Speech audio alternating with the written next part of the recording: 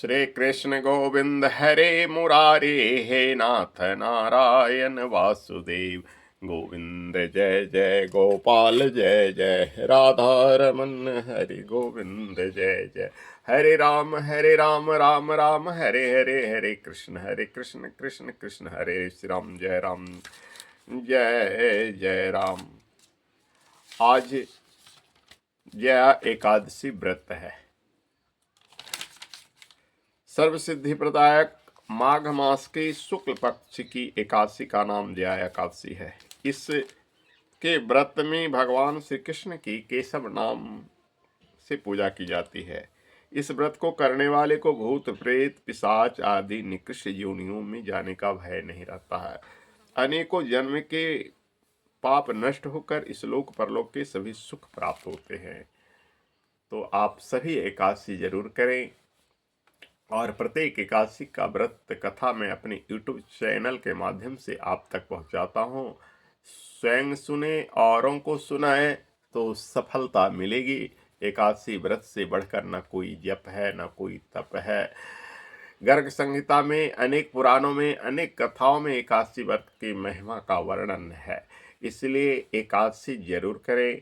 भगवान श्री हरि विष्णु का मंदिर हो या उनकी प्रतिमा हो तो उस दिन उनकी षोडशोपचार या पंचोपचार पूरक व्रत करें।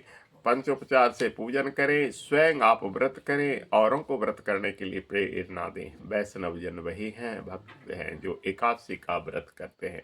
एकादशी से बड़ा कुछ भी कोई भी व्रत नहीं है।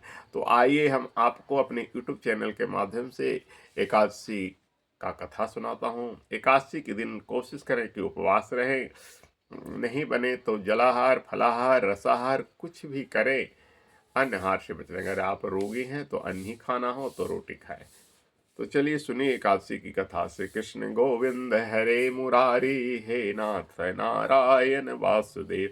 गोविंद जय जय गोपाल जय जय, राधा रमन हरि गोविंद जय जय। हरे राम राम राम हरे हरे, हरे कृष्ण कृष्ण कृष्ण हरे हरे। श्री राम जय जय राम। भगवान श्री हरि विष्णु के चतुर्भुज रूप का ध्यान करें।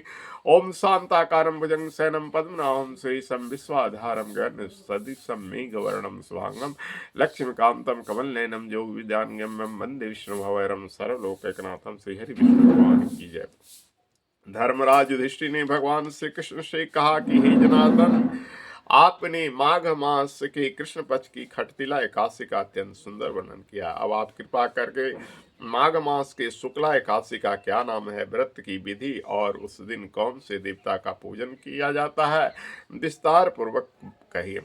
श्री कृष्ण भगवान बोले, हे पांडुपुत्र, इस एकादशी का नाम जया एकादशी है। इसका व्रत करने से मनुष्य ब्रह्म हत्या आदि पापों से छुटकर स्वर्ग को प्राप्त करता है, पिशाच आदि जोनियों से भी मुक्ति मिल जाती है। अतएव सभी को यह व्रत विधि पूर्वक करना चाहिए। अब मैं तुमको पद्म पुराण की कथा सुनाता हूँ। देवराज इंद्र स्वर्ग में राज करते थे और अन्य सभी देवगण सुख पूर्वक स्वर्ग में रहते थे। एक समय इंद्र अपने नंदन वन में अप्सराओं के साथ क्रीड़ा कर रहे थे और गंधर्व गान कर रहे थे। उन गंधर्वों में प्रसिद्ध पुष्पदत्त तथा उसकी कन्या पुष्पावती और चित्रसेन तथा उसकी स्त्री मलिन भी थी। मलिन का पुत्र पुष्पवान और उसका पुत्र मालवान भी उपस्थित थे। उस समय पुष्पवती मालवान को देखकर मोहित हो गई और काम बाणों से चलायमान होने लगी। उसने रूप, सौंदर्य, हाव भाव आदि द्वारा मालवान को वश में कर लिया। पुष्पवती की सुंदरता को देखकर मालवान भी इस पर मोहित हो गया। ये दोनों कामदेव के बस में हो गए, परंतु इंद्र के बुलाने पर भी नृत्य और गायन के लिए आना ही पड़ा। उन्होंने अप्सराओं के साथ गाना शुरू किया, परंतु कामदेव के प्रभाव से उनका मन न लगा और अशुद्ध गायन करने लगे। इनकी भाव भंगिमाओं को देखकर इंद्र ने इनके प्रेम को समझ लिया और इसमें अपना अपमान समझकर इन दोनों को श्राप दे दिया कि तुम मृत्युलोक में जाकर पिशाच का रूप धारण करो और अपने कर्मों का फल भोगो। इंद्र का श्राप सुनकर ये दोनों अत्यंत दुखी हुए और हिमाचल पर्वत पर पिशाच बनकर अपना जीवन व्यतीत करने लगे। रात दिन में उन्हें एक क्षण भी निद्रा नहीं आती। थी। उस स्थान पर अत्यंत सर्दी थी, उनके दांत सर्दी से कटकटा रहे थे। एक दिन पिशाच ने अपनी स्त्री से कहा, ना मालूम हमने पिछले जन्म में ऐसे कौन सा पाप किए हैं जिससे हमें इतनी दुखदाई पिशाच योनि प्राप्त हुई।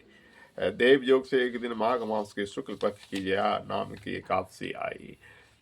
उस दिन इन दोनों ने कुछ भी भोजन नहीं किया और न कोई पाप कर्म ही किया। वे दोनों अत्यंत दुखी मन से पीपल के वृक्ष के नीचे बैठे रहे। जब सूर्य भगवान अस्ताचल हो गए, सूर्य नारायण को अस्ताचल चले गए, तो रात्रि भर दोनों को सर्दी के कारण नींद नहीं आई।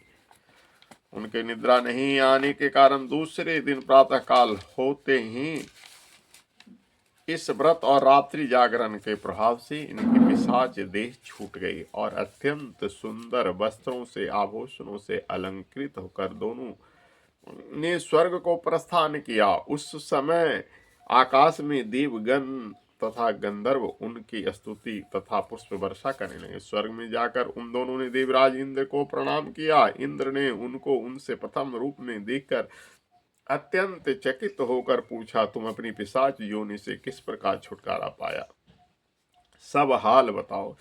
यह सुनकर मालवान बोले, हे देवेंद्र, भगवान विष्णु की कृपा और जया एकादशी से हमारी पिशाच देह छुटी है। तब इंद्र बोले, हे मालवान, भगवान विष्णु की कृपा और एकादशी के व्रत करने से न केवल तुम्हारी पिशाच योनि छूट गई, वरन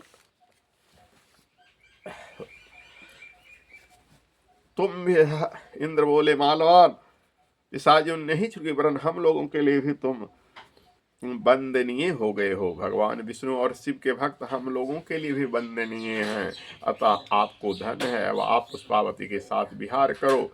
श्री कृष्ण ने अंत में कहा, हे राजा युधिष्ठिर, इस जया एकादशी के व्रत से बुरी योनि छूट जाती है। जिस मनुष्य ने इस एकादशी का व्रत किया है, उसने मानो यज्ञ, जप, दान आदि सभी पुण्य कार्य कर लिए हैं। जो मनुष्य जया एकादशी का व्रत करते हैं, वे अवश्य 1000 वर्ष तक स्वर्ग में निवास करते हैं। ओम सशंख चक्रम सकीट कुंडलम सपीत वस्त्रम सरसीरुहेक्षणम सहार वक्षस्थल कौस्तुभश्रियम् नमामि विष्णु शीर्षाम चतुर्भुजम। बोलो विष्णु भगवान की जय, बोलो जया एकादशी की जय। तो भक्तजनों, इस जया एकादशी कथा को बार बार स्वयं सुने, औरों को सुनाएं, भगवान विष्णु की कृपा अवश्य मिलेगी। हरि ओम तत्सत।